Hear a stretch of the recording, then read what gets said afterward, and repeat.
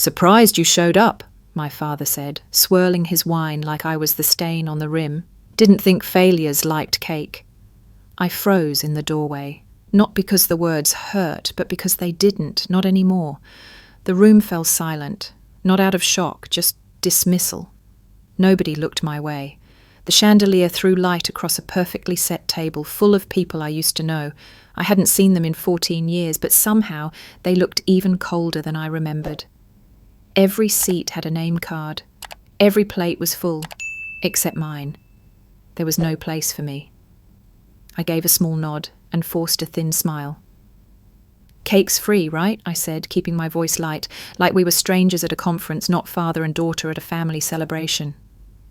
He didn't respond, just looked back down at his glass. His silence was louder than any insult. I stepped into the room, boots echoing against the polished hardwood. The smell of roast duck and clove oil filled the air. I took the only seat left, the one nearest the swinging kitchen door, the one they used to give the caterer's assistant. Steam and garlic rushed in each time it creaked open. Across from me, my younger brother Eli leaned back in a navy blue suit, gold watch catching candlelight. He looked up from his phone just long enough to smirk. "Logistics must be slow these days if you found time to show," he said, swirling his glass. "Still scheduling things," I replied. "Like funerals." His smirk faltered for half a beat. Then he laughed, tight and hollow, and turned to flirt with the cousin on his left like I hadn't spoken. The silver clinking resumed. Then my father stood, raising his glass like a general returning from war. "To family," he announced. "To legacy." A toast, but not for me. "To those who stayed," he continued, "when things got hard, and to the son who rose to meet the challenge." He clapped Eli on the back. The room erupted in applause. My stepmother dabbed her eyes like she was watching a homecoming parade. I didn't clap, I didn't blink. I just folded the corner of my napkin until it tore. People love revenge stories because they want justice in a world that rarely delivers it. But sometimes it's not about revenge. Sometimes it's about refusing to vanish. I had spent over a decade overseas, covered in sand, smoke, and sacrifice. I'd pulled people from wreckage. I'd led convoys through fire zones. I'd buried friends. And none of it earned me a single glance at this table. Not one person here asked where I'd been. Not even my mother's name was mentioned. I wasn't just forgotten. I was erased. And somewhere beneath the ache in my chest, beneath the polite smile I wore like armour, I knew this night would mark the start of something. They thought they buried me. They were wrong. The Rowe family Veterans Library looked shinier than I remembered. New glass doors, marble flooring, a gold plaque over the entrance read, "In honour of the Rowe legacy, past, present and future." No mention of who built the damn place. 10 years ago, I wrote the first cheque that helped renovate this building, back when I still believed in subtle ways of giving. Quiet legacy, let the name go, just help people. Back then the plaque just said Wyndham Hill Community Centre. Now it bore the family name like a brand. I stood outside for a moment, letting that sink in. Then I walked in. The girl at the front desk had a ponytail and a hopeful smile. "Hi there. Are you with the Rowe delegation today?" I blinked. "No, just visiting." She tilted her head. "Oh, you must be family. Are you from Mr. Eli's side or Mr. Victor's?" I gave a short laugh. "Apparently neither." She flushed. "Sorry, I didn't mean—" "It's fine," I said, cutting her off gently. "I used to help fund this place, that's all." Her smile came back. "Well then, would you like to see our new military archive? It's really impressive." I followed her down a side corridor. New lighting, polished glass cases, photos of men in uniform lined the walls. Some I knew, some I didn't. But one made me stop cold. It was Eli, dressed in a tailor-made replica of a formal uniform, not regulation, no rank insignia, just medals gleaming under staged lighting. A child stood next to him, holding a flag. "This one's popular," the girl said. "Mr. Eli never served, but he says he carries the family's military legacy." I didn't respond. The archive room had digital terminals. She pulled one up. "We're digitizing all local service records. Would you like to see yours?" I hesitated, then nodded. A few clicks, then row, Delaney, branch, logistics, status, administrative discharge, mental health review, no rank, no deployments, no medals, no Fallujah, nothing. I felt like I'd been punched in the throat. There was a watermark on the file. Row group, public affairs. "Is something wrong?" she asked, reading my face. "Dusty history," I muttered. "Guess someone decided to clean it too well." But in my chest, I felt the burn. This wasn't a clerical error. It was a deliberate rewrite. They didn't just leave me out. They rewrote me out of existence. I don't know if you've ever seen your entire past replaced by someone else's fantasy, but if you have, you get it. Honestly, I'd like to hear what you'd do in my place, because in that moment, I didn't know whether to laugh or break the screen in half. Grace didn't say much when she opened the door. She never did. Same sharp eyes, same desert-weathered voice, like every syllable had to earn its way out of her mouth. She handed me a black coffee, no sugar, no cream, then slid a small folded towel across the table. Inside it was something I hadn't seen in years, a brass pin, Travis's eagle insignia. I stared at it. Time had dulled the shine, but not the weight.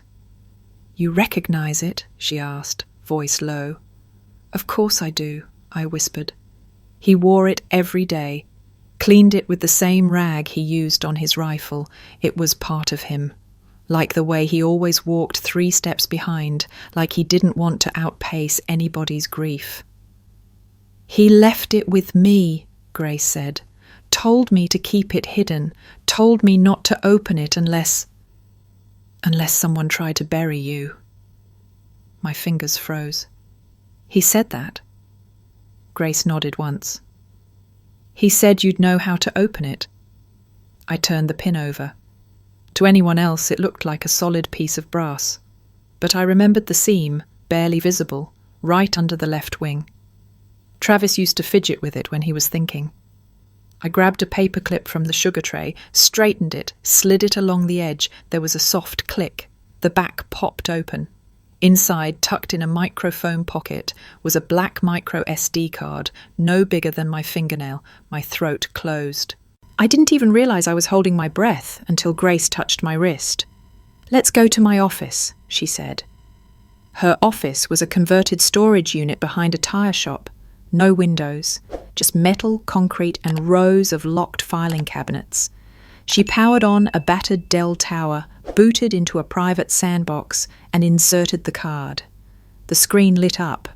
3 files, 1 audio, 1 PDF, 1 encrypted document marked Travis Last. We opened the audio first. 2 voices, one clearly Eli. "We can't risk it being tied back to her. Just use her ID for the contract routing. She's listed as mentally unstable. Nobody will ask questions." Then another voice, unfamiliar, maybe a contractor. "Won't that backfire if she resurfaces?" "She won't. Trust me. We buried her already." My jaw clenched. Grace said nothing, just clicked open the PDF. It was my original discharge request, but the one I actually wrote. Travis must have saved the draft before it was altered. It showed I requested a temporary leave after Fallujah, not a mental health discharge. No mention of instability, no black marks. The final file was a video, low resolution. Just Travis, staring into the camera from what looked like a field tent. "If you're seeing this, I'm probably dead. Delaney. They're going to erase you, just like they tried with me. But I saved this because someone had to remember the truth. Finish it." I couldn't breathe. That voice, his voice, cut through years of silence. He'd known, he'd seen it coming, and he'd trusted me to finish what he couldn't. I looked at Grace. "I'm not just coming back," I said. "I'm coming for everything they built on my name." She didn't smile, but she nodded, like she'd been waiting years to hear me say it. The old house looked smaller than I remembered. The paint had faded, the garden was overgrown, and the porch light flickered like it was tired of being asked to stay on. But the silence, that part hadn't changed. I stepped inside through the side door, still unlocked, still creaking the way it always had. The scent hit me first, lilacs and old wood. And something else, like memory left too long in the dark. Donna stood in the hallway, wringing her hands in the apron she probably hadn't taken off in 20 years. "I hoped you'd come back," she said softly. "You knew I would?" I asked. She hesitated. She did. She, my mother. Donna led me to the study, the same heavy shelves, the same Persian rug I used to trace with my fingers as a kid, while Mum read aloud from books I didn't understand but loved the sound of. The desk was neat, too neat, like it had been curated, not lived in. Donna nodded toward the framed photo on the credenza, one of the family from years ago. I wasn't in it. But the frame sat slightly crooked. I picked it up, turned it over. A loose flap of backing paper had been folded once, then taped down. I peeled it gently and found what I didn't know I was hoping for. A plastic sleeve. Inside it, 2 handwritten pages. I knew the handwriting before I even opened it. Every curve and slant, every loop in the Y, it was hers. The date, February the 10th, 2021. To whom it may concern, I, Margaret Rowe, being of sound mind and will, name my daughter Delaney Rowe, sole heir to the Windham Hill estate, including all holdings, trust accounts, and property assets. This document supersedes all prior revisions that omit her name. I blinked. Once, twice. It was real. Not notarized, not filed, but real. And behind it, another note, in her voice, not legal language. You may erase her from the dinner table, from speeches, from plaques, but not from blood. She wears pain better than pearls, and one day it will make her unstoppable. If she returns, give her what's hers, or I will haunt you, Frank. Jesus, Mum. Donna's voice cracked behind me. She made me promise to keep it safe. Your stepmother told me to burn it, said it was outdated. Said you'd never come back, but Margaret, she looked me in the eye and said, if Delaney returns and I'm gone, make sure she finds it. I didn't know what to say. For a moment I couldn't breathe. Why didn't you send it? I finally asked. Donna looked down. I was afraid it wouldn't matter, that he'd find a way to twist it. I scanned the pages with my phone, backed up every file 3 ways. The originals slid into the inside lining of my jacket like something sacred. She didn't forget me, I said, more to myself than anyone. No, Donna whispered, but she knew the people around her would try. I looked around the room one last time. They'd built an empire on my silence, but she'd left me the one thing louder than their lies, the truth. And now, I had it in writing. The auditorium smelled like fresh carpet and cheap applause. Everything was white and polished. Folded programs sat perfectly on every chair, each with Eli's face printed front and centre. His jaw was sharpened by Photoshop. His uniform just barely legal. His medals, manufactured history. A banner stretched above the stage. Rowe Legacy Veterans Centre, honouring the past, building the future. I stayed in the back, half-shadowed, behind a fake ficus plant near the catering table. Victor took the stage first. My father, still carrying that smug, polished tone like a weapon. Today, he began, we honour sacrifice. Not just the kind made in battle, but the kind made to carry a family forward. My son, Eli, understands that legacy isn't just earned. It's continued. I scanned the crowd. Donors, politicians, veterans. Some I recognised, most I didn't. Then Eli took the mic, all teeth and charm. Not all heroes wear uniforms, he said. Some carry the weight of others. Some inherit stories and keep them alive. I took one step into the aisle. He paused, saw me, and froze, just for a heartbeat. My sister, he said, voice faltering before recovering. "We're glad you could join us today." He smiled like it was a peace offering. I didn't take it. I kept walking. The room murmured, then hushed. I stopped mid-aisle. "That's funny," I said, loud enough to carry, "because according to your press release, I was discharged for instability.